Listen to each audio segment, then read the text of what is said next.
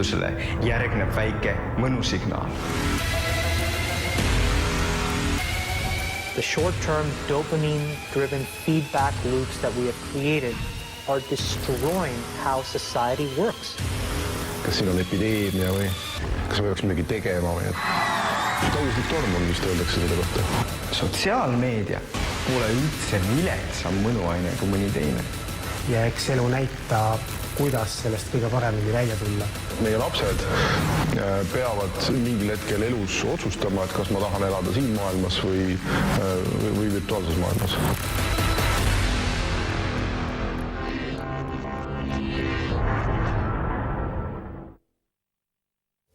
Nutiseadmed on meiega kõikjal kaasas ja alati käeulatuses.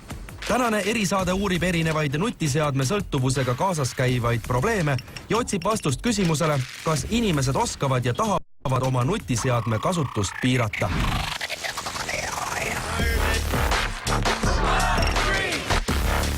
iPhone'i puutetundlik nutitelefon on üks suurimaid inimkonna käitumist muutnud seadeldis.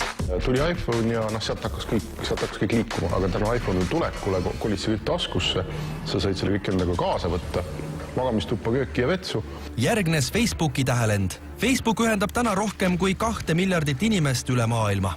Tuli Twitter, tulid Instagramid, Facebookid on ju, kuni Snapchatide ja kõige selleni välja. Ja inimeste käitumine, ma arvan, muutus kas nii üleöö, aga mõne aastaga muutus väga põhjalikult. Edasi tulid nutikellad, virtuaalprillid, isesõitvad elektriautod, tehisintellekt ja palju muudki. Lisaks mugavustele toob kiire nutiajastu kaasa ka vähemalt sama palju probleeme. Kiiretempoline meedia vähendab tähelepanu, süvenemise võimet ning mälu. Internetis on info ülekülluses, löövad pealkirjad, pildid ja sõnumid. Erinevad uuringud näitavad, et liigne nutiseadmes istumine nüristab inimest. Pole ka enam tarvis midagi meelde jätta. Kõik on otsingumootori abil kätte saadav. Kõik see põhjustabki digitaalset dementsust. Kui me tahame midagi teha, keskenduda, mõelda, siis see on oskus, mida tuleb harjutada. Ja kui me ei tee seda, kui kõik tuleb kätte lihtsalt, siis me ei suudagi enam seda teha. Liigne nutiseadme tarbimine võib tekitada ärevushäireid, depressiooni, unetust, ülekaalulisust ja palju muid probleeme. Facebooki väärtus on 400 miljardit eurot. Sotsiaalmeedia hiidudel on hoomamatult palju raha. See võimaldab palgata maailma kõige helgemaid päid, kelle ülesandeks on luua üha kavalamaid ja põnevamaid viise külastajate platvormile meelitamiseks ja nende sõltuvuses hoidmiseks. Ärimudel on ju klassikaline. Pikem külastusaeg tähendab rohkem reklaamiraha. Google on tasuta, Facebook on tasuta, Instagram on tasuta, kõik see on tasuta, aga me ei maksa, see on tasuta. Ja miks ta on tasuta? Et mida rohkem ma midagi vahin, seda rohkem saab mulle sealt kaudu reklaami näidata. Ja teine asi on see, et kogutakse meie andmeid, meie käitumise kohta, harjumuste kohta, kõige kohta, et seda müüa maha reklaamiandjatele, kes siis saaksid sihtida meile veel paremat reklaami. Sotsiaalmeedia suurimate ettevõtete käive on iga aastaga kasvanud mühinal. Sel aastal ületab see 40 miljardit eurot.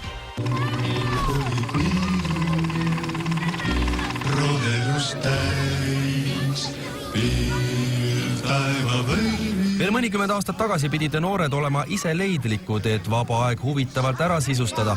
Loeti raamatuid, mängiti õues, kolati metsas ja ehitati onne. Polnud arvuteid ja telekast ju suurt midagi ei tulnud.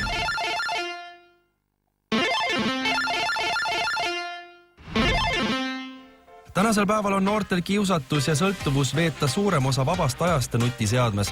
38% noortest kasutab iga päev nutitelefoni enam kui 3 tundi.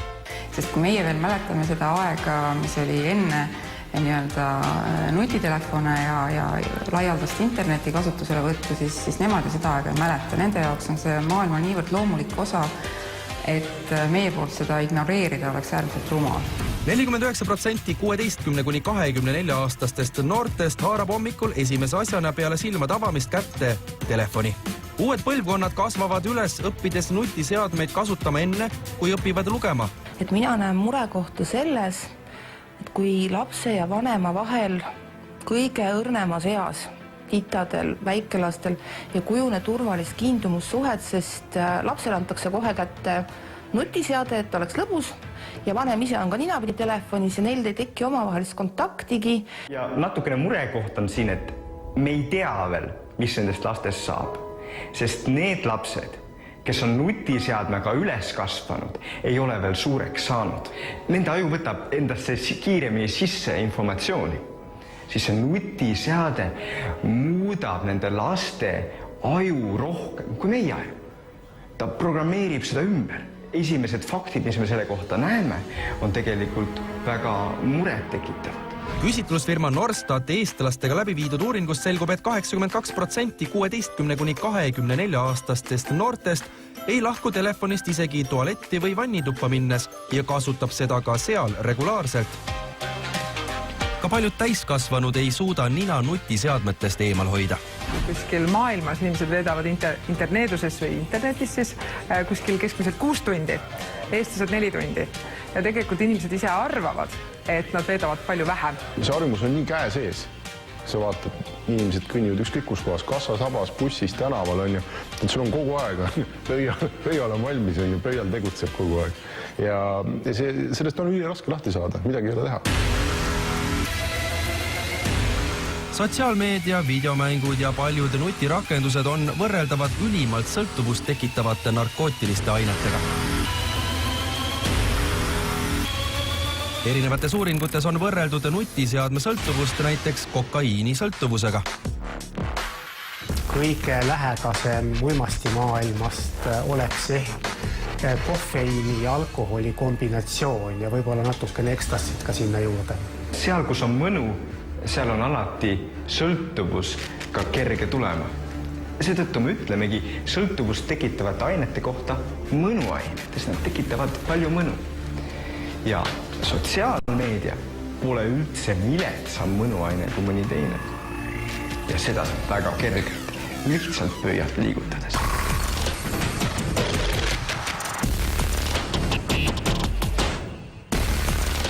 Sotsiaalmeedia kasutamine mängib inimese aju mõnupiirkondadega ja on erinevate emotsioonide võimendaja. Sellised reaktsioonid on võrreldavad eriliste sündmuste kogemisel. Näiteks armumine, seks, vihastamine. Vallanduv dopamiin kannab hoolt selle eest, et tunned möödapääsmatut vajadust sotsiaalmeediasse tagasi pöörduda ja kõike head üha uuesti kogeda. Inimene on sotsiaalne olend. Sotsiaalmeedia on üles ehitatud arvestades inimese ürgsemaid vajadusi.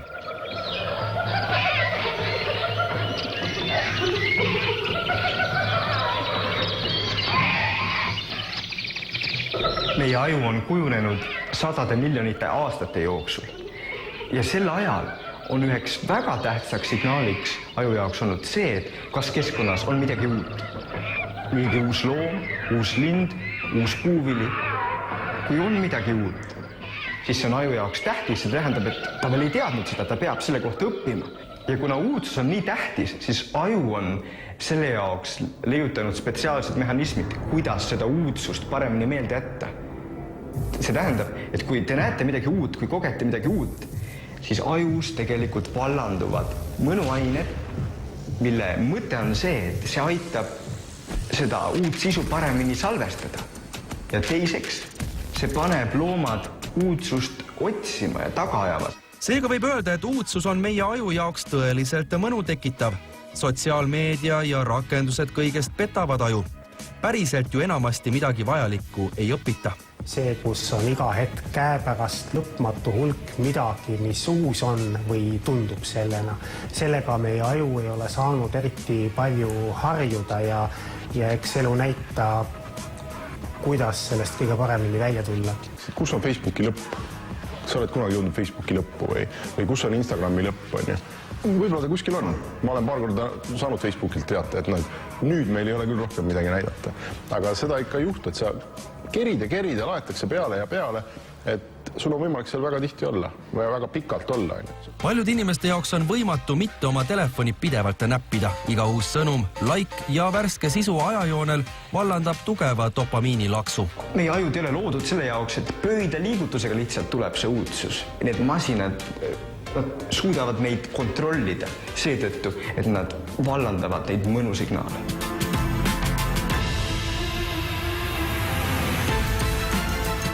Shamat Palihapitiya oli Facebooki keskastme juht ja on olnud osaline Facebooki ärimudeli väljatöötamisel.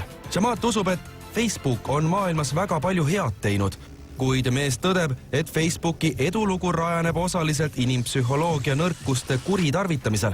I think in the back, deep recesses of our minds, we kind of knew something bad could happen. People need to hard break from some of these tools and the things that you rely on. The short-term dopamine-driven feedback loops that we have created are destroying how society works. It is eroding the core foundations of how people behave by and between each other. Because we get rewarded in these short-term signals, hearts, likes, thumbs up, and we conflate that with value and we conflate it with truth. Facebooki tegevjuht andis USA kongressi ees selgitusi. Mark Zuckerbergi väitel nende ettevõte ei kasuta ebaeetilisi võtteid, et inimestes sõltuvust tekitada. Do social media companies hire consulting firms to help them figure out how to get more dopamine feedback loops so that people don't want to leave the platform? No, Senator. That's not how we talk about this or how we set up our product teams.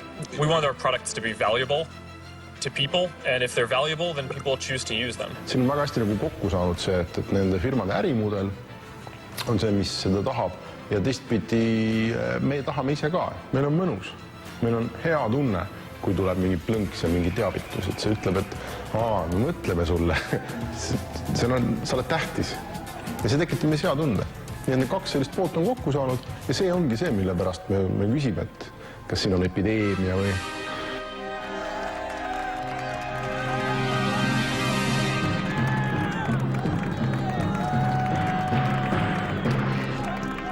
Nutirakendusi täiendatakse igapäevaselt, et nutiseadmes veedetud aeg oleks üha sõltuvust tekitavam ja pikaajalisem.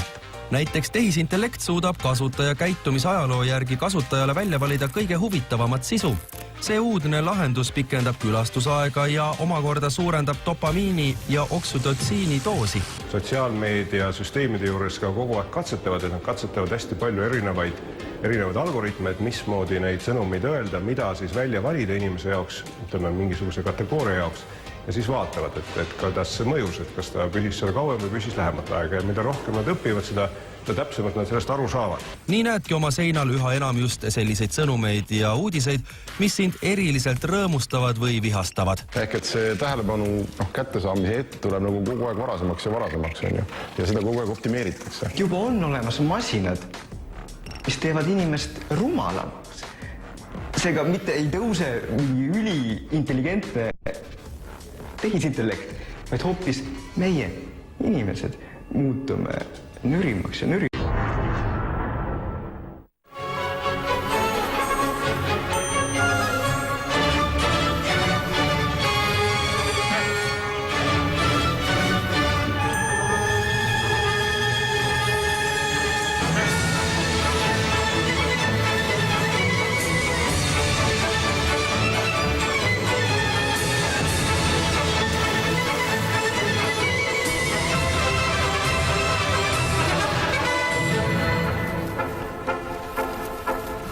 Inimese ürksemaid vajadusi on kuuluda seltskonda, meeldida inimestele ja omada ühiskonnas staatust.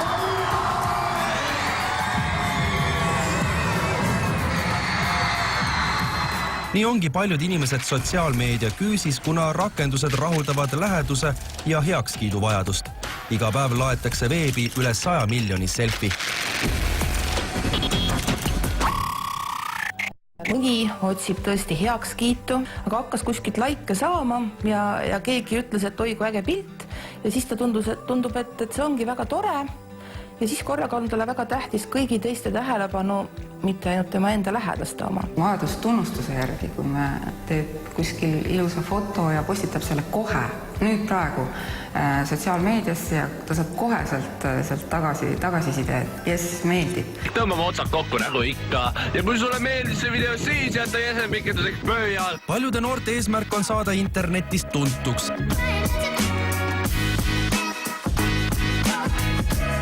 Särada blogijana, omada kuulsat videokanalit, paista silma artistina.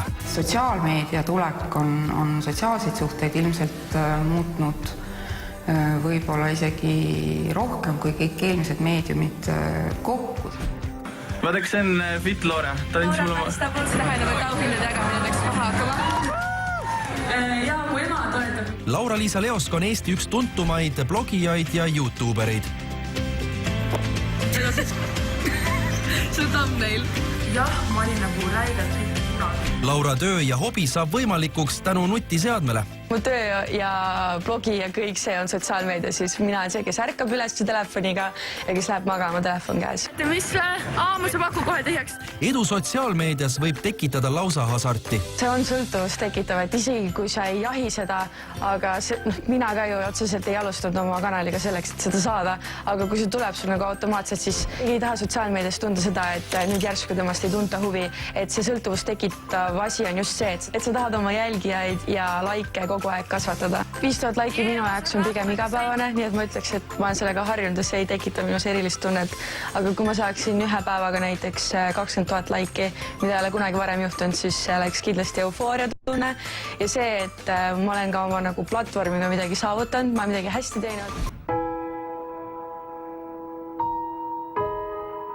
Instagramis tekivad paljudelt need psühholoogilised probleemid sellepärast, et neile tundub, et teised inimesed on perfektsed ja elavad nii hästi ja mina olen siin, eks ole, oma sassis korteris ja ülekaalus ja tunnen ennast õnnetult, on ju.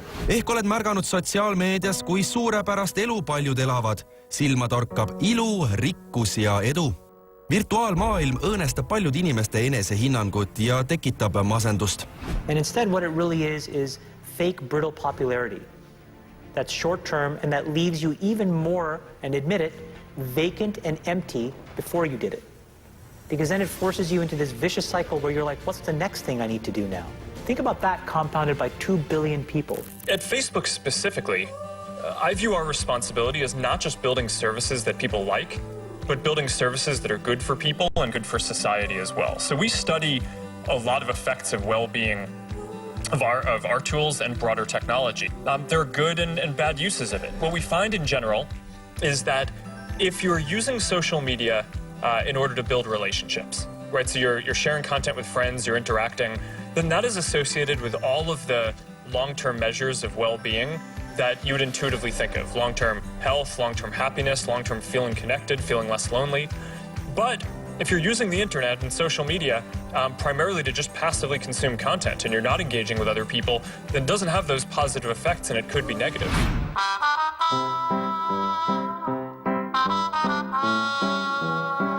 Brasiilia linnas Novase rannas toimub relvastatud rööv.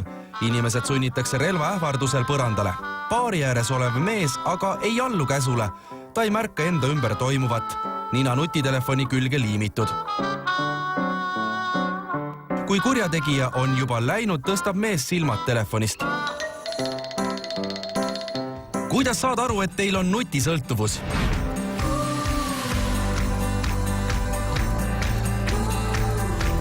Nutisõltuvuse küüsis inimesel jääb päris elus palju kogemata. Kontsertidel, sünnipäevadel ja kohvikutes võib kohata inimesi ohjeldamatult pildistamas, filmimas ja chattimas. Aga teisalt mina olen praktikas kohanud, et päris paljud inimesed eelistavadki suhelda interneti vahendusel. Päris elus on kuidagi ebamugavam, peab rohkem sõnu valima, peab rohkem kehakeelt kontrollima ja nii edasi. Nii et ma näen ka siin teatavat ohumomenti. Osadel noortel on raskusi päris maailmas suhtlemisel ja tõeliste sõprade leidmisel. Liiga palju meeldib seal olla, seal on midagi väga ägedat teha ja võib-olla muu maailm ei tundu nii tore. Muus maailmas suhtlemine ei lähe nii hästi, mängud on põnevamad kui päriselu.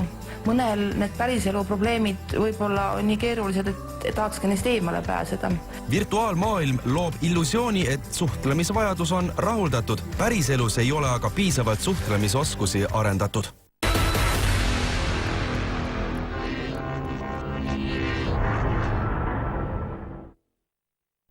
Kuidas saad aru, et teil on nutisõltuvus?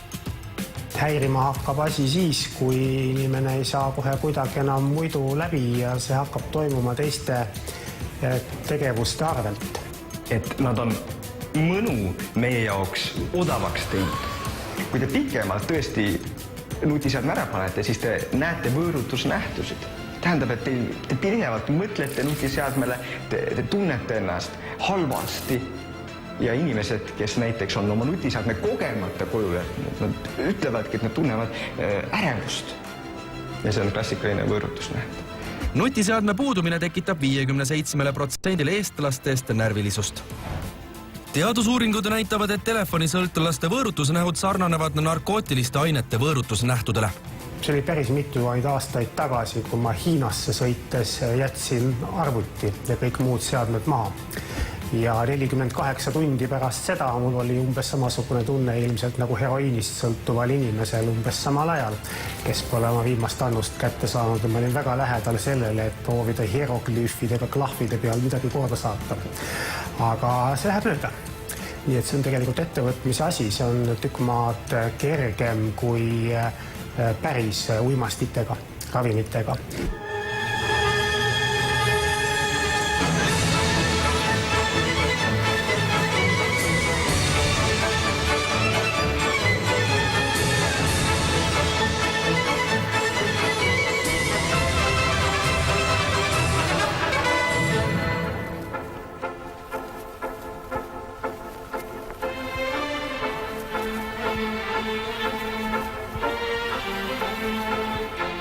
Paljudel inimestel ei ole tekkinud võimalust nutiseadmetest pikemat aega eemal olla.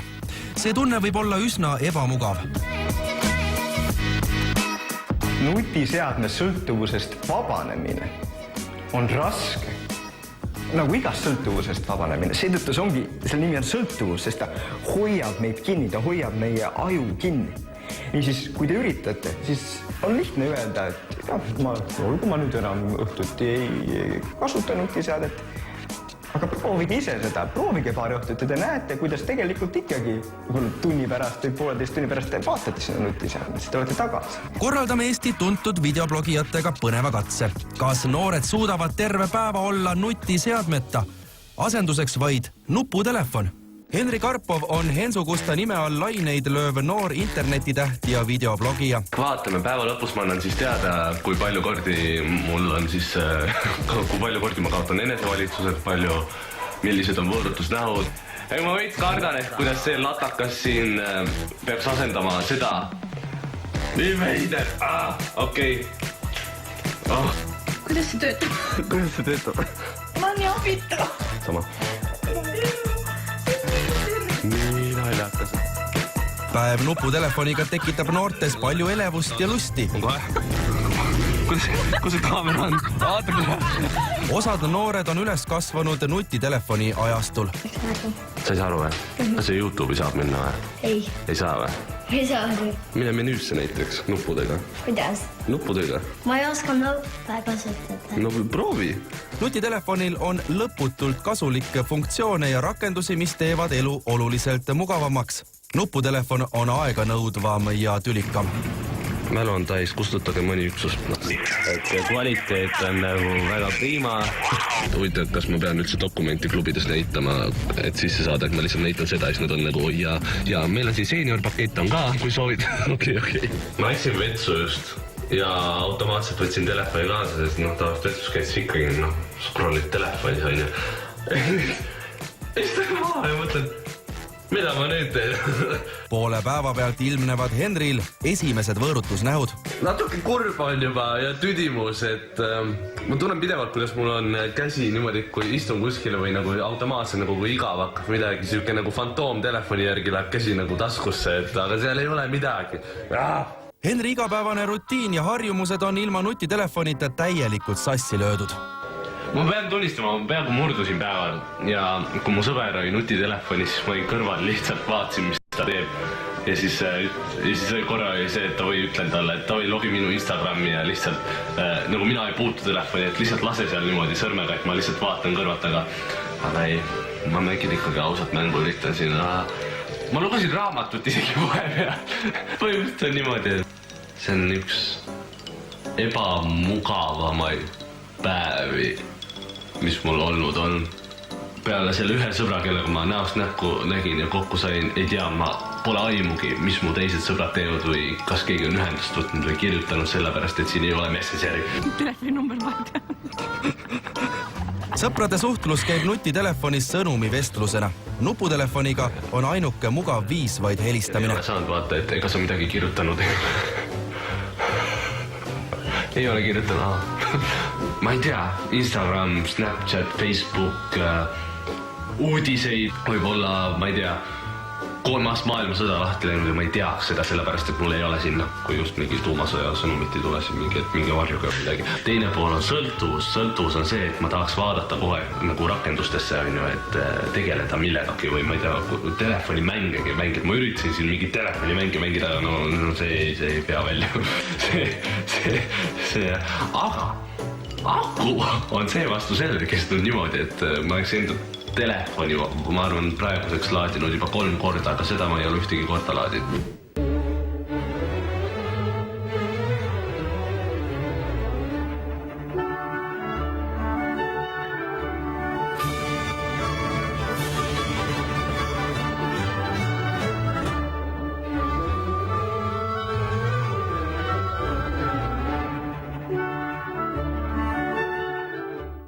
Et inimestel on küll uskumus, et mitut asja saab korraga teha ja väga efektiivselt tegelikult see ei vasta tõele. Telefoniga rööprähklemisel efektiivsus langeb märgatavalt. Nad teevad oma tööd, aga samal ajal on neil laua peal telefon, kus nad vastavad, kirivad Instagrami, neil on samas lahti veebilehid seas mitu asja, mida nad vaatavad. Teadusuuringud näitavad üsna kindlalt, et niipea, kui te rööprähklete, niipea langeb teie sooritus väga palju. Niipea te ei keskendu enam nii hästi, te ei loo enam oma ajus nii häid seoseid ja te ei suuda seda nii hästi teha tegelikult. Seega telefon käes, teisi asju tehes oleme oluliselt aeglasemad ja vead on kerged tulema.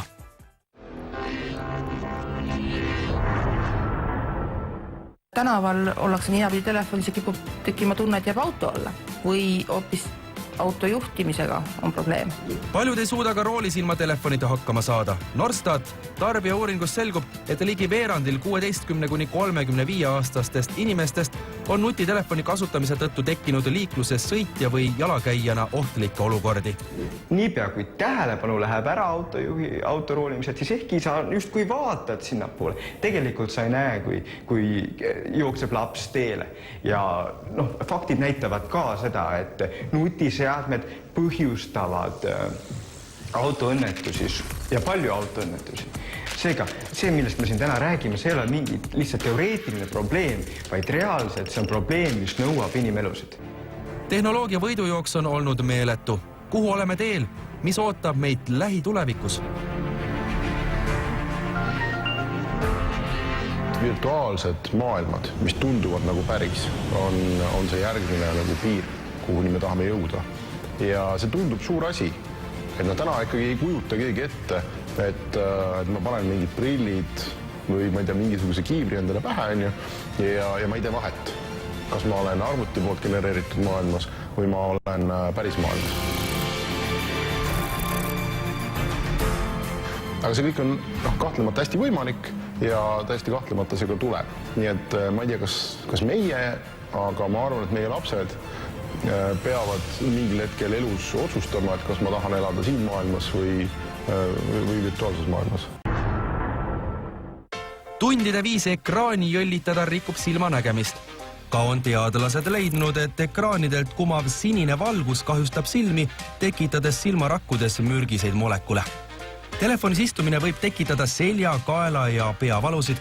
Kui me vaatame allapoole, siis kaasnevad sellega kaela- ja peavalud, rühihäired loomulikult. Lisaks näitavad uurimused, et osadest 20-ndates noortest meestest pole voodis tegutsejat, kuna nende pornosõltuvus on tapnud nende libido. Ehk siis mis ettekujutus üldse lähisuhetest või seksist on ja kuidas siis oma paarisuhe võib hakata kannatama, kui liiga palju pornot vaadatakse. Tänapäeval liiguvad lapsed oluliselt vähem ja ülekaalulisus on tõsine probleem. Lihtsalt on aega muid asju teha vähem. Me lihtsalt saame liikuda vähem, kaaslastega suhelda, raamatuid lugeda, kõike seda on aega teha vähem. Uni saab häiritud, kui liiga palju nutitelefone kasutada. California ülikooli teadlaste avaldatud teadusartiklist selgub, et lapsel, kes on pikemalt nutiseadmes, esineb suurema tõenäosusega erinevaid vaimseid probleeme. Psühholoogilised uuringud näitavad, et liigse nutitelefonide kasutamisega käib tihti kaasas rida vaimse tervise häireid. Me teame, et need teismelised, kes on oma nutiseadmest sõltuvuses, nagu suur osa teismelisi on, nad veedavad rohkem aega üksi. Nad saavad oma autojuhi load hiljem, sellepärast et nende jaoks tähtsuse järjekorras on nutiseadmed pea kõige tähtsamad asjad maailmas. Ja see on muidugi väga suur probleem. Uuringud näitavad, et pärast nutirevolutsiooni suhtlevad inimesed oluliselt vähem näost näkku, käivad vähem kohtamas, tunnevad ennast üksikumalt ja magavad vähem.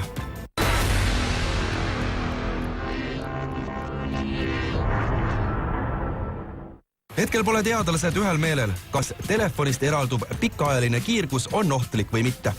Mõningad uuringud siiski viitavad, et pikaajaline mobiilist eralduv kiirgus võib tekitada kasvajaid.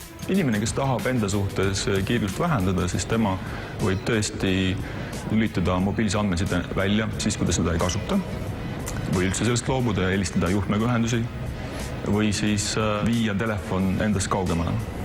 Väldin telefoni kaasas kandmist taskus, ta on eraldi kotis. Mõõtsime Tallinna Tehnikaülikoolis telefonist eralduvat kiirgust. Aga meis siin mõnekümne meetri kaugusele jääb siis mobiilsed antenn seal katusele.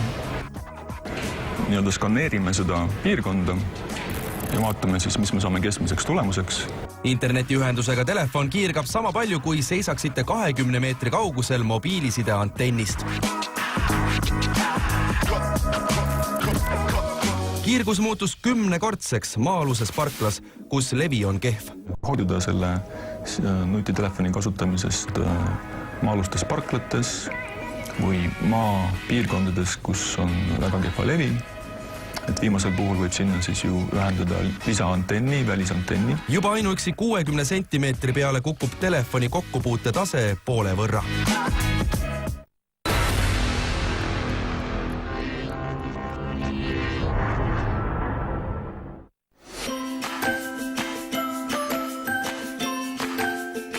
Sellel aastal võeti Prantsusmaal vastu seadus, mis keelab lastel koolis telefoni kasutamisega vahetunni ajal. Saaremaa ühisgümnaasiumis keelatakse lastevanemate survel nutitelefonide kasutamine. Keegi ei suhtle eriti, istutakse nurgas ja libistatakse ekraani.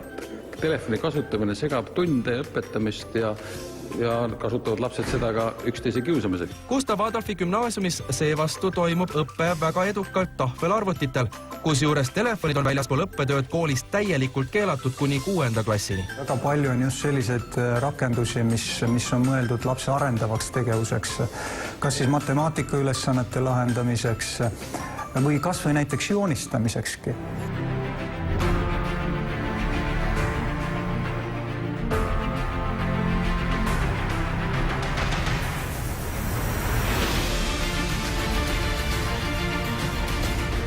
Kui te tahate midagi elus korda saata või kui teie lapsed tahavad midagi ära teha, selleks on tegelikult tarvis keskenduda, süveneda, et oma ajus teadmistega edasi liikuda. Aga kui selle süvenemise keskel tuleb ajusse signaal, huvitav, mis praegu Facebookis toimub, siis on peaaegu võimatu keskenduda.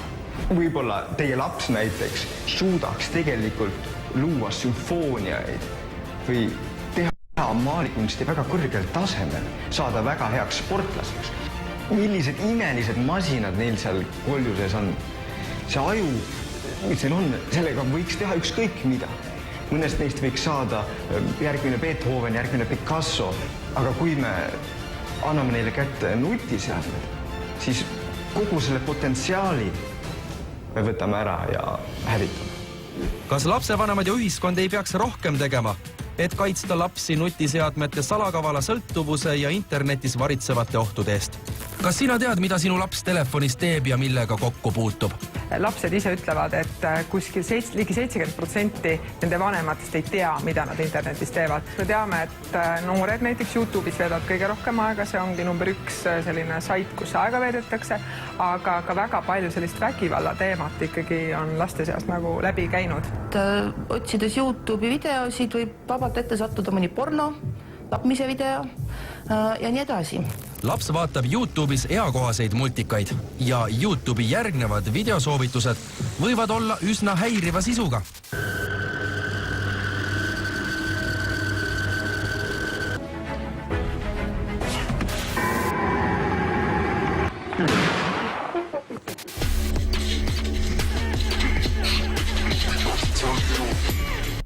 Eesti suurimad teenusepakkujad ei istu niisama käed rüppes, vaid tegelevad teavitustöö ja tõhusate lahenduste väljatöötamisel.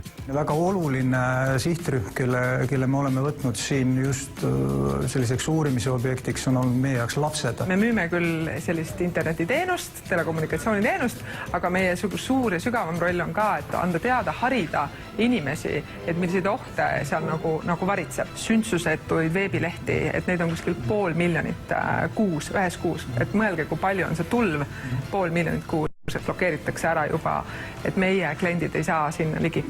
Kui teil on probleeme või vaja nõu, siis kindlasti konsulteerige oma teenusepakkujaga.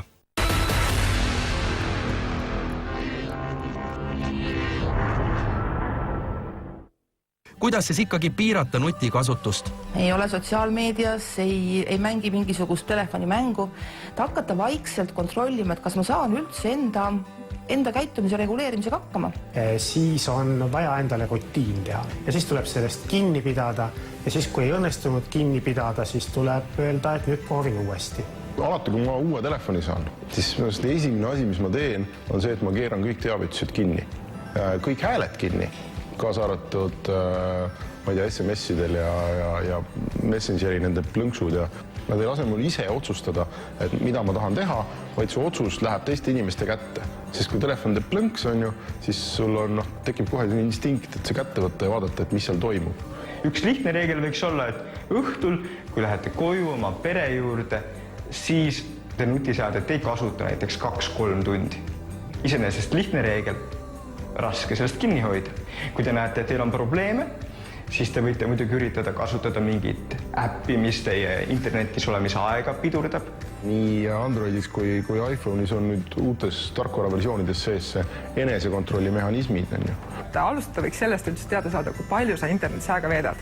Et soovitaks sellist äppi, mida ma ise kasutan, et Moment. Küsitlusfirma Norstat eestlastega läbi viidud uuringus selgub, et 72% lapse vanematest leidsid, nad on kokku puutunud probleemiga. Laps veedab nutiseadmes liialt palju aega. Kuidas ennetada lapse nutisõltuvust? Me ei saa laste käest nõuda, et nad istuksid selg sirge ja ei oleks nutiseadmes, kui me ise ei suuda sellest kinni pidada. Me ei saa seda nõuda laste käest. Me ei taha väga enda käitumist vaadata selle hetkel ja ma arvan, et meie enda käitumine on suhteliselt sama hull. Ja ühiskond me ei ole tegelikult seda tasakaalupunkti ära tabanud. Me hakkame vaikselt rääkima täna ikkagi sellest, et äkki see on tõesti probleem. Esimene asi on see, et ärge andke oma väiksele lapsele üldse nutiseadet. Ja ma tean, see on väga raske. Lapsevanemana ma tean. See tähendab, et te peate ise lapsega värvima, voolima, voltima. Et kui on väiksem laps, siis võiks alustada alati nuputelefonist, et mitte kohe anda sellist smartphone'i kätte. Et Bill Gateski on öelnud, et tema lapsed sai 14-aastaselt alles smartphone'i. Kindlasti võiks esimese asjana mitte väga palju internetti anda, et võib-olla 1 gigabaidist kuus piisab, et mitte anda kohe piiramatu internet, et laps seal surfabki. Kui teie lapsel juba on nutiseade ja te nüüd saate aru, et ohoo, see on probleem. Siis mida te ei tohi teha on see, et te lähete ja võtate lapselt nutiseadme ära või ütlete, et nii, nüüd enam kodus nutiseadet ei kasuta. Ei, alati selgitage oma lapsele, miks see nii on. Miks nutiseadmed on halvad? Selgitage, et te tahate oma lapsele head ja leppige koos kokku mingisugune graafik, kuidas te seda nutiseadmes olekut vähendate. Näiteks kui teie laps on 4 tundi päevas nutiseadmes, et te siis järgmine nädal üritate 3 tundi olla. Veel üks nädal hiljem 2 tundi päevas. Ja katsuge see saada kuskile nii, et ta on päevas võib-olla 30 minutit. Võib-olla tund, sellest ei ole midagi, kui ta natukene on. Lapsevanemad saavad palju ära teha. Spetsiaalsed rakendused pakuvad lapsevanemale täielikku kontrolli. Piirata ja kontrollida saab kõike telefonis toimuvat. Mõistlik on seada ajalised piirangud, kaua laps internetis ja rakendustes aega veedab. Rakendusi saab ära keelata või määrata aeg. Palju laps võib päevas mingit rakendust kasutada. On näiteks 2 äppi, mida ma soovitaks. On võib-olla Kaspersky Safe Guide või siis Our Pact. et seal seda saabki kohe blokeerida ära näiteks, et kui on magamisaeg näiteks õhtul 9 hommiku 7-ni, siis sellel ajal laps internetti ei saa, sest interneti ikoon ja kõik need äpid on sealt siis kadunud. Ja septembris me tõime just turule sellise teenuse nagu Huupi by Elisa, mis siis on just selline lahendus, kus lapsevanem näeb reaalselt, kõigepealt ta saab üldse kontrollida, milliseid rakendusi äppe lapsed saavad laadida telefoni, kaua ta saab neid rakendusi kasutada ja seal saab ka erinevaid tingimusi peale panna, näiteks, et mingeid äppe saab kasutada ainult siis, kui ennem seda on mingeid ülesandeid lahendatud. Väga oluline on rakendustele ja otsingumootoritele määrata vanusepiirang. Soovitatav on aeg-ajalt kontrollida telefoni ja interneti ajalugu. Huvituda täpsemalt, mida nad kasutavad, kellega nad suhtlevad. Võib-olla nutimaailm avab neile mingid sellised huvid lastele, mida enne üldse ei olnudki võimalik ja siis saab neid toetada ja see ei ole üldse mitte halb alati. See, mida ekraaniga tehakse, on erakordselt oluline. See sisu, see vorm, see, mida ekraanid võimaldavad ära õppida, on tõenäoliselt see, millega löövad läbi tulevikus need inimesed, kes õpivad seda mõistlikult kasutama, nii nagu need, kes õppisid trükikunsti mõistlikult kasutama. Üldiselt, me ikkagi üldiselt räägime sellest, et tehnoloogia areng on meile kõigile kasuks. Aga ma arvan, et see areng ongi olnud väga kiire viimasel ajal ja me lihtsalt peame õppima selle arenguga kaasas käima, me peame õppima aru saama, mis on selle positiivsed ja negatiivsed küljed.